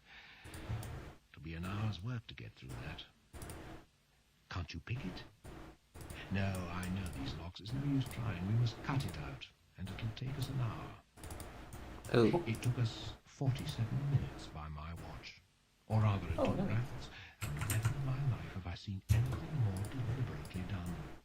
My part was simply to stand by with the dark lantern in one hand and a small bottle of rock oil in the other. Raffles had produced a pretty embroidered case, intended obviously for his razors, but filled instead with the tools of his secret trade, including the rock oil.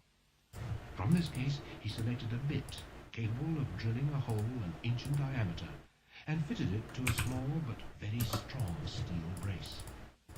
Then he took off his covered coat and his blazer, spread them neatly on the top step, knelt on them, turned up his shirt cuffs, and went to work with the brace and bit near the keyhole. But first he oiled the bit to minimize the noise, and this he did invariably before beginning a fresh hole, and often in the middle of one. It took 32 separate borings to cut round that lock. He's doing every single one. Through the first circular orifice, Raffles thrust a forefinger. Then, Oh, did he? the circle became an ever-lengthening oval.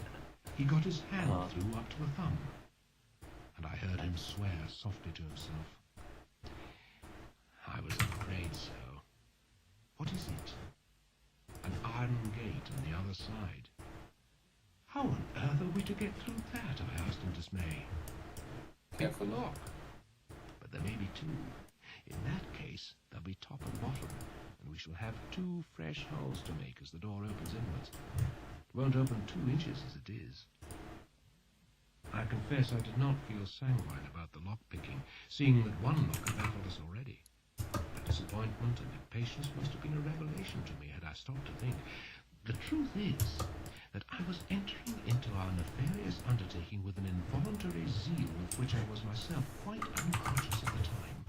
The romance and the peril of the whole proceeding held me spellbound and entranced.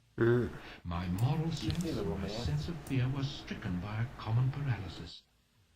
And there I stood, shining my light and holding my file with a keener interest than I'd ever brought to any honest avocation. And there knelt AJ Raffles, with his black hair tumbled, and the same watchful, quiet, determined half-smile with which I have seen him send down over after over in a county match. At last, the chain of holes was complete, the lock wrenched out bodily, and a splendid bare arm plunged up to the shoulder through the aperture and through the bars of the iron gate beyond. Now, whispered Raffles, if there's only one lock, it'll be in the middle. Joy, here it is. Only let me pick it, and we're through at last. He withdrew his arm. A skeleton key was selected from the bunch, and then back went his arm to the shoulder. It was a breathless moment. I heard the heart throbbing in my body, the very watch ticking in my pocket, and ever and anon the tinkle, tinkle of the skeleton key. Then, at last, there came a single, unmistakable click. In another minute, the mahogany door and the iron gate yawned behind us, and Raffles was sitting on an office table, wiping his face, with the lantern throwing a steady beam by his side. Damn. We were now in a bare and roomy lobby behind the shop, but separated therefrom by an iron curtain, the very sight of which filled me with despair. Raffles, however, did not appear in the least depressed, but hung up his coat and hat on some pegs in the lobby before examining this curtain with his lantern. "That's nothing," said he after a minute's inspection. "We'll be through that in no time. But there's a door on the other side which may give us trouble." "Another door," I groaned. "And how do you mean to tackle this thing?" "Prise it up with the jointed jerry. The weak point of these iron curtains is the leverage you can get from below. But it makes a noise, and this is where you're coming in, Bunny. This is where I couldn't do without you. I must have you overhead to knock through when the street's clear. I'll come with you and show you a light." Well, you may imagine how little I liked the prospect of this lonely vigil. And yet there was something very stimulating in the vital responsibility which it involved. Hitherto, I'd been a mere spectator. Now, I was to take part in the game. And the fresh excitement made me more than ever insensible to those considerations of conscience and of safety which were already as dead nerves in my breast. Hmm. So I took my post without a murmur in the front room above the shop. The fixtures had been left for the refusal of the incoming tenant, and fortunately for us, they included Venetian blinds, which were already down.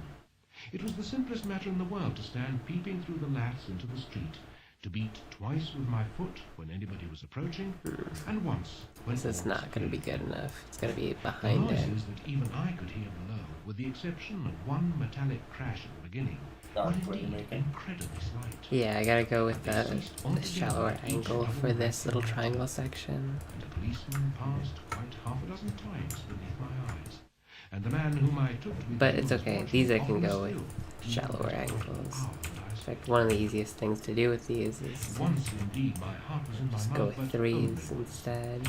It was when the watchman stopped and peered through the peephole into the lighted shop. I waited for his Yeah. whistle. I waited for the gallows or the jail. But my signals had been studiously obeyed, and the man passed on in undisturbed serenity.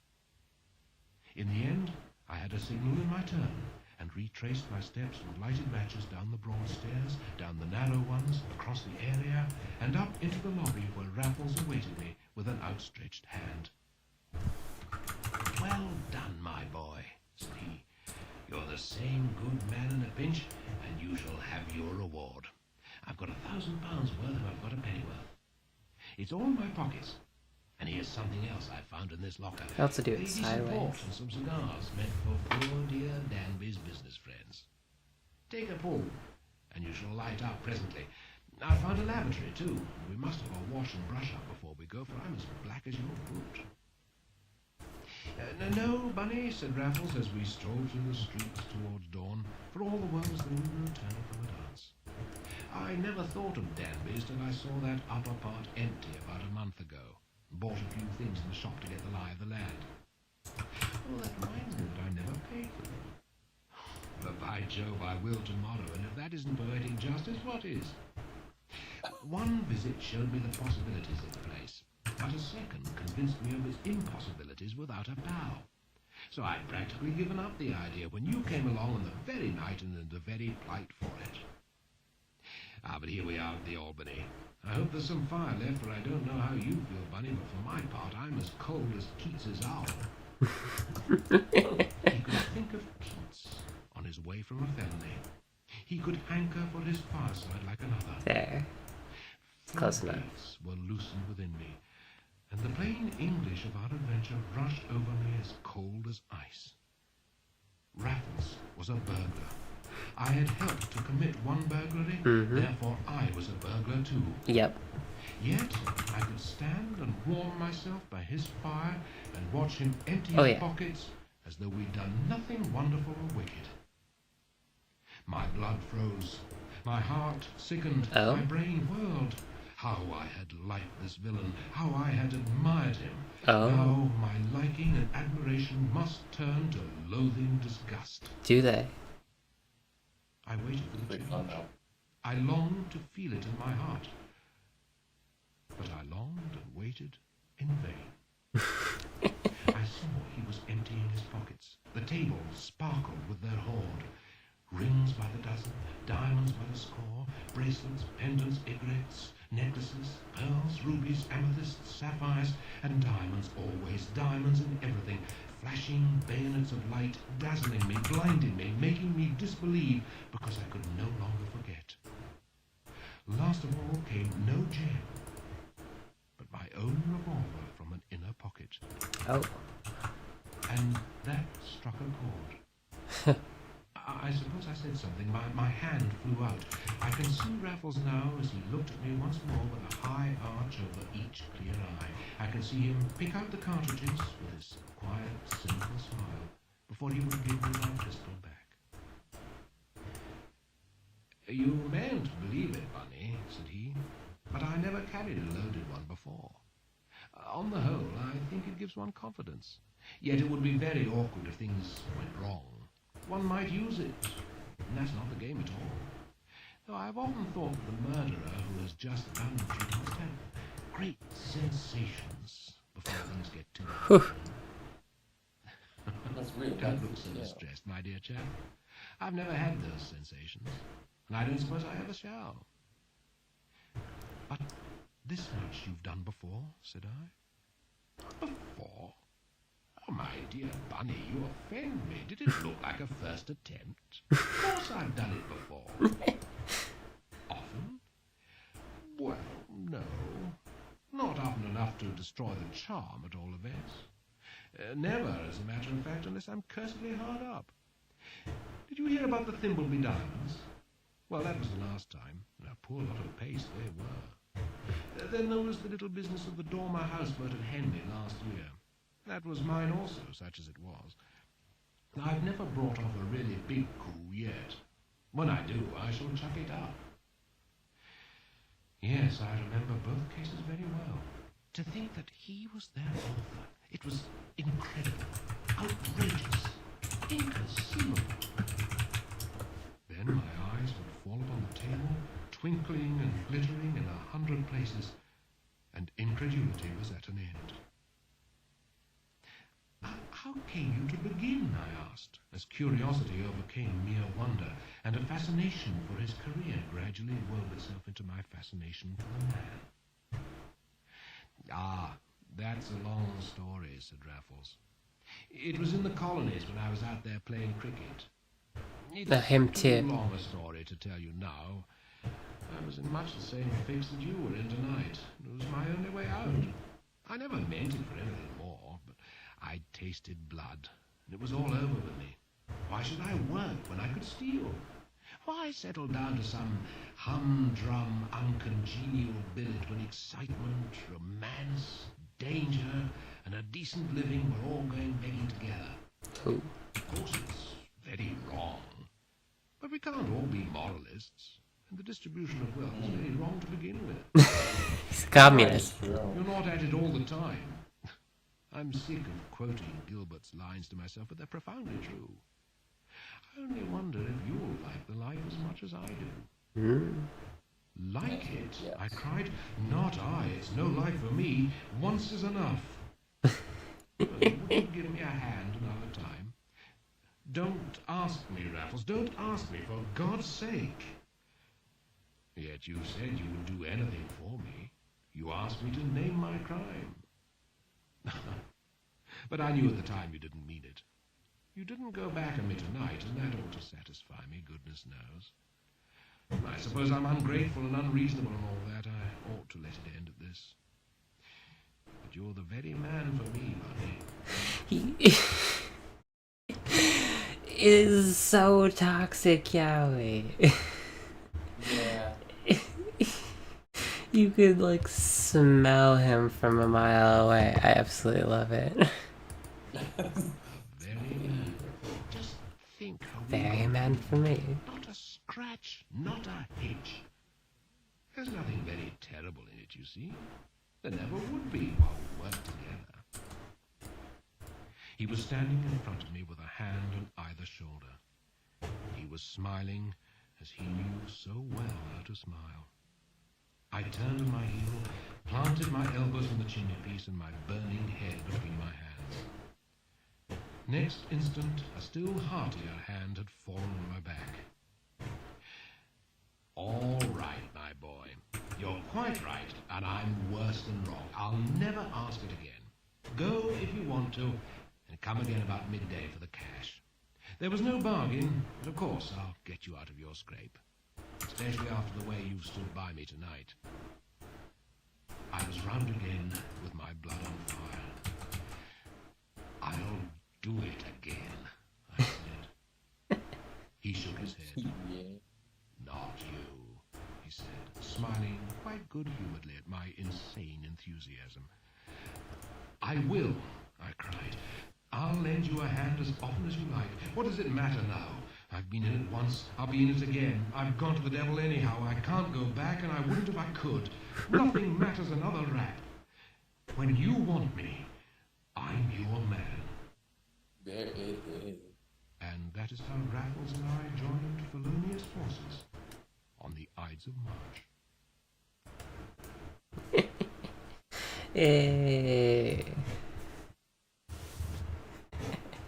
Alright, thoughts, questions, Tom, comments, concerns. he good at what he do. He's pretty good. He's not infallible though, which is shocking considering how almost infallible Sherlock is. E.W. Hornung has written a character that have not just flaws, but makes mistakes and pays for them.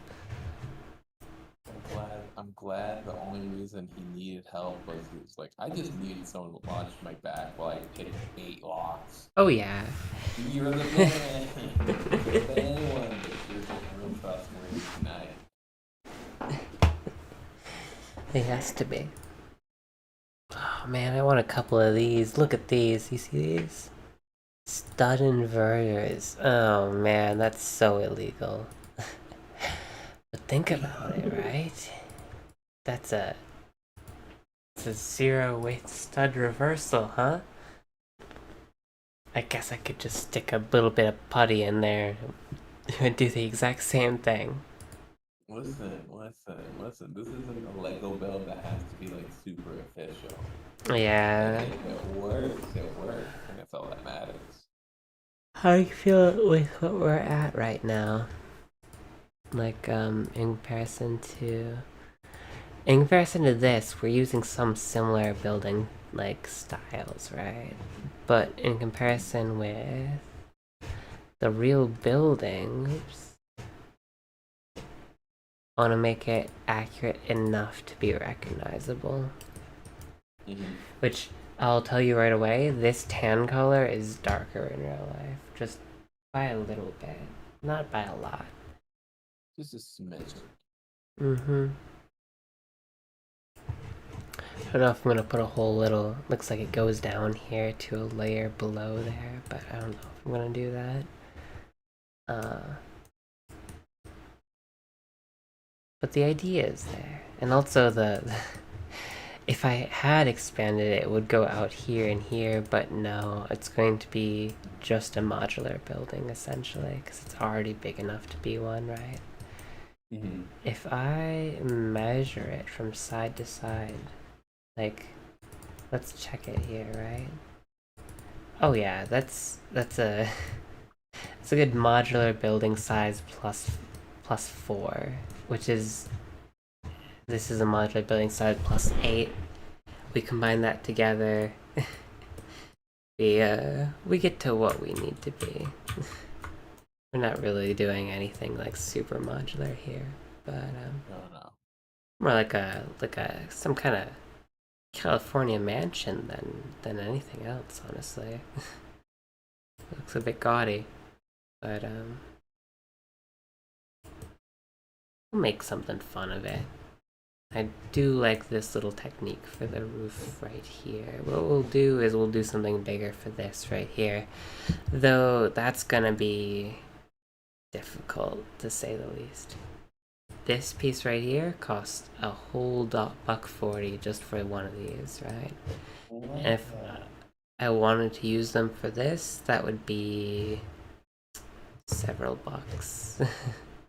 Not the worst, but still, just for a single piece is a little bit much. The newer piece too. These built-in slopes. What I would use on my own, honestly, I would if they had it. And this medium nougat color is just kind of weird to build in. I need to be a little bit more conservative with the pieces I use. But if I go to slope, this is the old piece, right? The old piece was just this boy right here, and it had to have the vents in it, but they just made a version without the vents. But I don't think this comes in, nothing like it, no. It comes in tan, though.